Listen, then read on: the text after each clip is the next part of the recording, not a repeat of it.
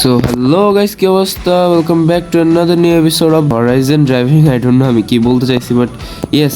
So last ভিডিওতে তোমরা জানো না, তোমরা যারা জানো না, ঠিক আছে, আমার জন্য আমার কী হয়েছে, বাট তোমরা যারা জানো না, আমি নতুন এই গাড়িটা কিনছি। এই গাড়িটার নাম হলো রিয়েল লাইফের Dodge Challenger. And yes, last ভিডিওতে আমি মোশন ব্লারটা অফ করে রাখছিলাম, আই ডোন্ট নো কেন, বাট এখন অন করছি। এখন তোমরা যদি দেখো, আশপাশটা কিন্তু একটু ঘোলা ঘোলা লাগতেছে। আই থিঙ্ক এই ইফেক্টটা আর একটু বেটার লাগে, আই মিন গ্রাফিক্সের হিসাবে। সো ইয়েস, তো তোমরা যারা জানো না, এই গাড়িটার টপ স্পিড বর্তমানে এটা করতেছে হলো, ধরো আমি আগে একটু স্পিড উঠাই লই 140। আর এটা আমি বলতেছিলাম, আমি তোমাদের দেখাইতেছিও, দাঁড়াও। 136 উঠছে, 137, 138, 139 অ্যান্ড 140। সো 140 উঠছে। এতেই আমাদের ট্র্যাকশন কন্ট্রোলের অবস্থা কিন্তু খুব একটা ভালো ছিল না। আমাদের টার্নের ট্র্যাকশন কন্ট্রোলের অবস্থা বহুত বাজে হয়ে যেতেছে। এটা কিন্তু 40-এর উপর আর উঠতেছে না। সো ইয়েস, আজকে আমাদের এটা অনেক অস্থির মডিফাই করতে হবে যাতে এটা এর থেকে উপরে উঠে যায়। সো আমাদের বেসিক্যালি আজকের কাজ হবে এটা মডিফাই করা। এটা আমরা এই ভিডিওর লাস্টে দেখব মডিফাই করার পর এটা টপ স্পিড কী আসে। সো চলো আজকের ভিডিও স্টার্ট করা যাক। আমি প্রথমে তো ভাই রে ভাই, ফাইনালি আমরা আমাদের গ্যারাজে চলে আসছি। তোমরা যদি দেখো, এটা হলো আমাদের গ্যারাজ অ্যান্ড দেন এটা আমাদের গাড়ি। সো বেসিক্যালি আমরা এখন আমরা এখন বাইরে ভাই আমি কি বলতেছি। সো আমরা এখন এখানে আসবো, দেন আমরা প্রথমত তো আপগ্রেড করবো। সো আমরা ইঞ্জিন আপগ্রেডে ঢুকবো, দেন আমরা আই থিঙ্ক টিউনে যাই প্রথমে।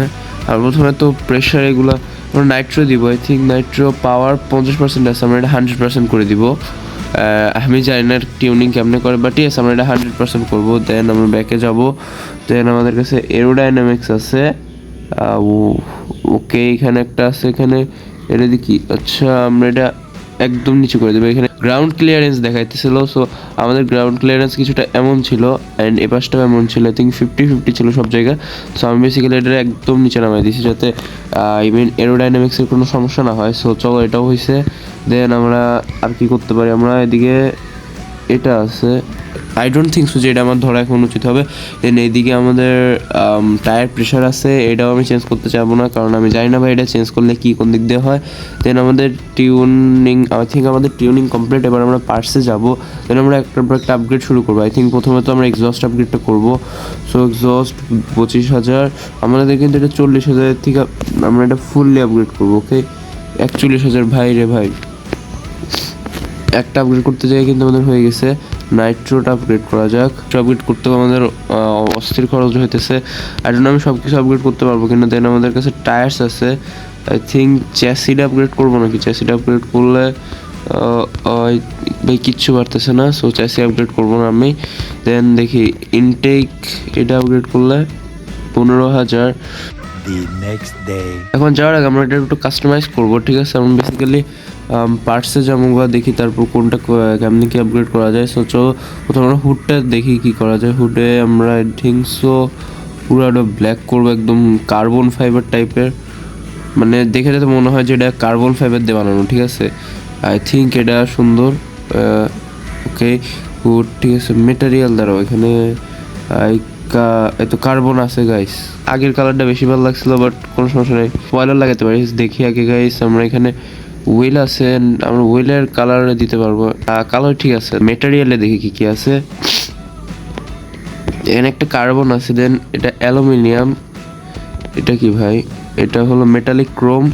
দেন এটা একদম ক্রোম, এটা মেটালিক, আর এটা সলিড আর কি। আই থিঙ্ক সলিডটা বেশি ভালো লাগতেছে, ঠিক আছে। সো আমরা এটা রাখবো। রিয়েল চেঞ্জ করতে পারবো ভাই, বহুত বাজে লাগতেছে এটা। ওটা বহুত বাজে লাগতেছে। এদিকে মেটালিক আছে, আই থিঙ্ক সলিড ভালো লাগবে না, সলিডও বহুত ভালো লাগবে। স্টেইন, ওকে এইটা অস্থির লাগতেছে কিন্তু ম্যাট ব্ল্যাক ফিনিশ, ঠিক আছে। না ম্যাট হলো এটা, ইয়েস এইটা ভালো লাগতেছে। আই থিঙ্ক আমার এটা ভালো লাগতেছে। একটা কাছে কার্বন, যেটা তো বহুত বাজে লাগতেছে। আই থিঙ্ক স্টেইন অথবা ম্যাট। স্টেইন একটু হালকা একটু কারো ম্যাটের তুলনায়। আই থিঙ্ক স্টেইনে বেশি কালো ভালো লাগছে, তো আমরা ম্যাট নেই। দেন কি উইং টুইং বডি, বডি আপগ্রেড করবো basically. So first of all তো আমরা একটা উইং লাগাই দেখি এখানে। সো এরকম একটা আছে যেটা বহুত বাজে লাগতেছে। দেন এটা তোমরা উইংস কিন্তু অতটা ভালো লাগে না, এটা একটু ছোটো ছোটো উইংই ভালো লাগে। ঠিক করে বড় হোয়াইট কিট আছে নাকি দেখি। ওকে, এখানে একটা হোয়াইট কিট আছে, এটা নর্মাল, সরি তারাও তোমরা দেখে এটা হলো নর্মাল। দেন এতে একটা হোয়াইট কিট, তোমরা যদি দেখো এই যে এই জায়গাটুকু একটু বাড়তেছে, বাট সো ইয়েস আমরা কেন করবো না, অবশ্যই এটাতে আই থিঙ্ক হ্যান্ডেলিংটা একটু বেটার হবে। কে গাইস গাড়িটা অস্থির লাগতেছে, আমি স্পয়লার লাগাইনি ইচ্ছা করে, কজ আই ডোন্ট থিঙ্ক এই গাড়িটাতে স্পয়লার ভালো লাগবে লাগাইলে। সো ইয়েস চলো এবার গাড়িটা চালাই দেখা যাক। কিন্তু ছিল এখন একটা কারণে আমরা এই গাড়ির দামের থেকে বেশি টাকা এটা করছি।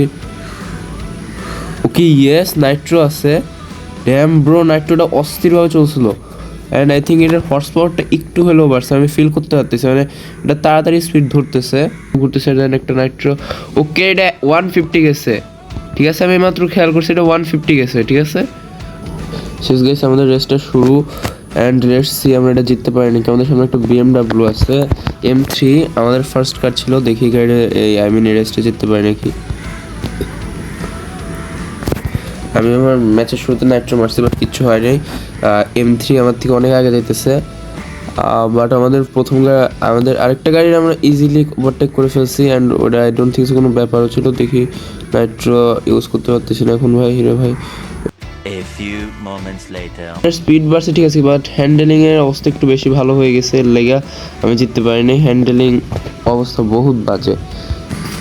সো ইস গেছে আমরা রাস্তায় চলে আসছি, আমরা পেছনে উইংটাও লাগাই দিয়েছি, তোমাদের আমি এই গাড়িটার একবার আওয়াজ শোনাই, আই ডোন্ট থিঙ্ক